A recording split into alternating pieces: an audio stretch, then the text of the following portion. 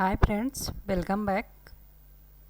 आज की वीडियो में हम पढ़ेंगे कि फॉर लूप कैसे यूज करते हैं कोटलिन में। जैसे अदर लैंग्वेज में फॉर लूप यूज करते हैं, किया होगा फॉर लूप, जैसे जावा सी प्लस प्लस में पढ़ा होगा। अगर पढ़ा होगा तो वहाँ पे फॉर लूप यूज किया होगा। तो आज हम फॉर लूप के बारे में पढ़ेंगे कि क्वाटलिन में कैसे फॉर लूप यूज करते हैं और क्या डिफरेंस है सिंटैक्स में कि क्वाटलिन के फॉर लूप में और अदर लैंग्वेज के फॉर लूप में, जैसे कि हम जावा सी प्लस प्लस में यूज करते आ रहे हैं। तो वहाँ किस तरह से सिंटैक्स था और यहाँ पे किस तरह से सिंटैक्स हम डिफ़ाइन करते हैं फॉर लूप और किस तरह से यूज करते हैं, क्या डिफरेंस है दोनों के सिंटैक्स में। तो आज हम इन फॉर लूप के बारे में पढ़ेंगे और देखेंगे कि एरे के थ्रू कैसे इटरेट करते हैं, एरे में कैसे यूज करते हैं फॉर लूप एरे एलिमेंट में, क्वाटलिन में। क्वाटलिन के एरे ऑब्जेक्ट जो होते हैं, एलिमेंट होते हैं, जो ऑब्जेक्ट्स होते हैं कोटलिन के, उनको कैसे यूज करते हैं, तो ये पढ़ेंगे। तो सबसे पहले हम जानते हैं कि फॉर लूप सिंपली हम कोटलिन में जो है वो जैसे पहले यूज करते आ रहे हैं वैसे सिंटेक्स नहीं है। तो जो कोटलिन का जो फॉर लूप है वो है equivalent for each loop for other language, जैसे सी प्लस प्लस जावा में जो फॉर ईच लूप होता है उसके इक्विवेलेंट है। जो कोटलिन में जो फॉर लूप है उसके फॉर ईच लूप के इक्विवेलेंट है। तो आइए हम देखते हैं उसका सिंटैक्स क्या होता है। तो हम एक एरे डिफाइन करेंगे और एरे में हम यूज करेंगे फॉर लूप। उस एरे के एलिमेंट्स को हम इटरेट करवाएंगे, ट्रेवर्स करवाएंगे। कैसे हम यूज करेंगे जो एलिमेंट हैं एरे के, तो वो पढ़ेंगे। तो देखते हैं पहले इसमें क्वाटलिन में हम एरे कैसे इनिशियलाइज करते हैं। तो बेसिकली हम अभी सिंपली हम एरे इनिशियलाइज करते हैं। एरे के बारे में और डिटेल में पढ़ेंगे। तो अभी सिंपली हम देखते हैं कि हमने क्या बनाया, कि इंट टाइप के एरे बनाया। इंट टाइप की एरे बनाया अपने मेन मेथड में, जो कि इंटीजर टाइप की होगी। और एरे आप ये एक फंक्शंस होते हैं इसके एरे डिफाइन करने के लिए। तो इनके बारे में हम और पढ़ेंगे कि कैसे यूज कर, डिटेल में पढ़ेंगे। तो हमने यहाँ पे एलिमेंट दे दिया एरे के, जो भी एलिमेंट होंगे हमने वो एलिमेंट यहाँ पे दे दिया। ये हमने इस एरे के एलिमेंट दे दिया। एरे इसे एरे की हमने इंटीजर टाइप की एरे बनाई है कि हमने ये इंटीजर जो वैल्यू है तो इस तरीके से बनाई है हम। ठीक है, जो एक नंबर हमने किया है इंटीजर टाइप की, ये नंबर हमने लिए है। फिर इसके बाद फॉर ईच लूप का क्या होता है, फॉर ईच लूप हम के बड़ा इक्विवेलेंट होता है हमारा फॉर लूप। तो यहाँ पे कैसे खेलते हैं, तो फॉर हमने ये किया और यहाँ पे क्या करेंगे, जो भी हमने यहाँ पे ऑपरेटर यहाँ पे आइटम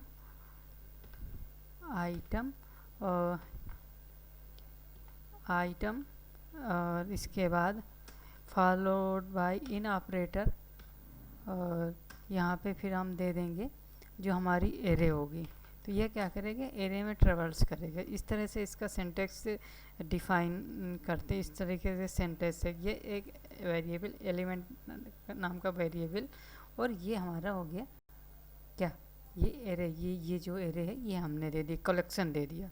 तो ये इसका सिंटैक्स है कि एरे में यहाँ पे कलेक्शन देते हैं। तो ये जो हमने ये कर्ली ब्रैकेट्स लगाया, अगर मल्टीपल लाइन, हमने इस कोड में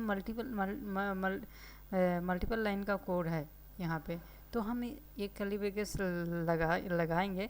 अगर हमारे सिंगल लाइन का कोड है तो हम इसको लगाएं या ना लगाएं हमें कोई नहीं, इसमें लगा भी सकते हैं, नहीं भी लगा सकते, इसकी कोई ज़रूरत नहीं है। अगर मल्टी लाइन कोड है, मतलब यहाँ पे एक से ज़्यादा लाइन का कोड है जो हम एग्जीक्यूट कराना चाहते हैं फॉर लूप के अंदर, तब हम ये जो कर्ली ब्रैकेट्स है इस तरह से हम लगाते हैं। अगर सिंगल लाइन का है तो इसको कोई ज़रूरत नहीं है कि हम लगाएं। तो हमने क्या किया, ये हमने फार लूप लगा दिया जो क्वार्टरलीन में ये इक्विवेलेंट है फार ईच लूप के अदर लाइन बराबर। तो हमने क्या किया कि यहाँ पे हमने उस एलिमेंट प्रिंट करा दिया। इस एरे के जो एलिमेंट हैं, जो एलिमेंट हैं उनको हमने प्रिंट करा दिया प्रिंट लाइन में। तो देखते हैं क्या आउटपुट आता है। प्रोग्राम रन हो रहा है। तो इस तरह से देखो जितने भी एलिमेंट होंगे, जो भी एलिमेंट है यहाँ पे हमने जो ये 34, 2, 12, 56, 45 और 90 जो भी हमने एलिमेंट दिया वो एलिमेंट इस इटरेट के ये हमने इटरेट कराया ये है। और ये इस एलिमेंट में कलेक्शन के ये हमारे एलिमेंट प्रिंट करा दिया। तो हमने देखा कि ये फार ईच लूप के तरह ही काम करता है। ये इक्विवेलेंट है फार ईच के लूप के, जैसे जावा में फार ईच लूप हमने यूज करते थे और C++ में, उसी तरीके से यहाँ भी मतलब फार ईच लूप की तरह काम कर रहा है, उसके इक्विवेलेंट है। तो जैसे कि मैंने बताया कि यहाँ पे सिंगल लाइन का कोड है तो यहाँ पे हम कर्ली ब्रैकेट्स नहीं लगाया है जो हमने इस तरह से लगाते हैं। अगर ये मल्टी लाइन का होगा कोड तो हमने यहाँ पे लगाना पड़ेगा, अगर सिंगल लाइन है तो नहीं लगाना पड़ेगा।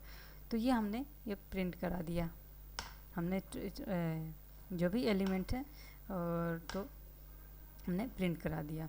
तो अब अगर हमें यहाँ पे उस एलिमेंट की हमने क्या कराया कि एलिमेंट की वैल्यू प्रिंट कराया, जो एलिमेंट है वो प्रिंट कराया।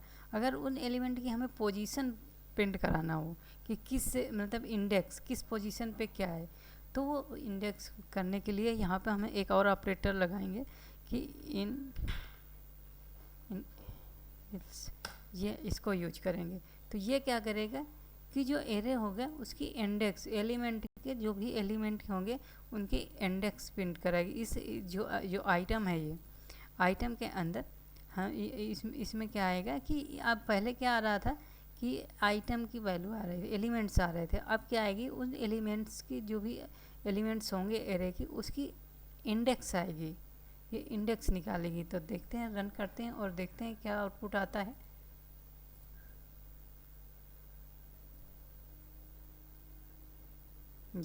ये देखिए गाइज, ये क्या है कि ये इंडेक्स प्रिंट कर दिया, ये एलिमेंट की इंडेक्स प्रिंट कर रहा है 0, 1, 2, 3, 4, 5 तक जा रहा है। तो ये इंडेक्स प्रिंट करा रहा है। तो अब क्या करेंगे यहाँ पे, अगर हमें उस इंडेक्स में कौन सा एलिमेंट है ये भी प्रिंट कराना हो तो हमें क्या करना पड़ेगा यहाँ पे कि एरे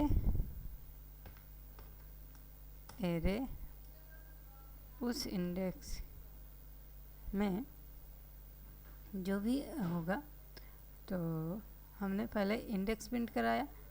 इंडेक्स ये हमारी क्या करेगा, ये इंडेक्स प्रिंट किया और इस इंडेक्स में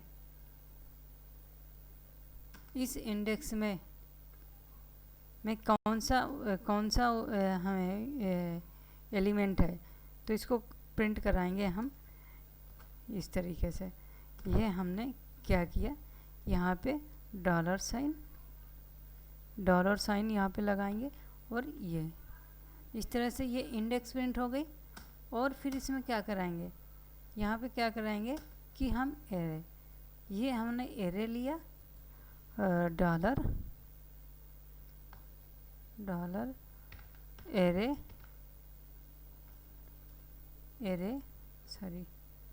एरे और यहाँ पे हमने क्या दिया कि यहाँ पे हम दे दिया, यहाँ पे हम कर्ली ब्रैकेट्स लगा देते हैं, कर्ली ब्रैकेट्स लगाना पड़ेगा हमें। तो ये कर्ली ब्रैकेट्स लगा देते हैं। अब क्या होगा कि यहाँ पे हम क्या करेंगे, इस इंडेक्स को जो आइटम में जो इंडेक्स आ रही है यहाँ पे हमने इंडेक्स दे देंगे जो आइटम जो भी आइटम हो गए। तो यहाँ क्या करेंगे, इंडेक्स 1 यहाँ पे हम लिख देंगे इंडेक्स इक्वल टू ये, फिर यहाँ पे क्या लिखेंगे आइटम एलिमेंट लिख देंगे एलिमेंट इक्वल टू ये। तो ये क्या करेगा कि ये एलिमेंट प्रिंट करा देगा उस पोजीशन में, जो भी एलिमेंट होगा उस इंडेक्स में वो ये एलिमेंट प्रिंट कराएगा और ये क्या करेगा, ये इंडेक्स प्रिंट कराएगा। तो रन करते हैं प्रोग्राम, रन करते हैं। ये देखिए index 0 element 34, index 1 element 2, index 2 element 12। इस तरीके से उसका इंडेक्स एलिमेंट का इंडेक्स प्रिंट कर दिया और उस इंडेक्स में क्या एलिमेंट है ये उस इंडेक्स में ये उस एलिमेंट को प्रिंट कर दिया, ये इंडेक्स। तो इस तरह से ये काम करता है। इसको ये क्या करता है, ये इंडेक्स रिटर्न करेगा। तो ये था फार लूप कोटलिन में कैसे हम एरे में यूज करते हैं। तो एक और हम एरे बनाते हैं, यहाँ पे स्ट्रिंग टाइप की, यहाँ पे हम देंगे स्ट्रिंग टाइप की। ये यहाँ पे क्या देंगे, हमने यहाँ पे कुछ सिटीज़ का नाम लिया और उस सिटीज़ का नाम हमने दे दिए। इस तरीके से हमने सिटीज़ के नाम दिए हैं।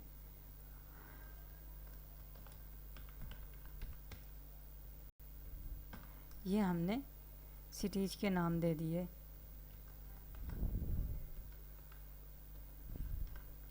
ये हमने कुछ सिटीज़ के नाम दिए और हम यहाँ पे प्रिंट करा है ये।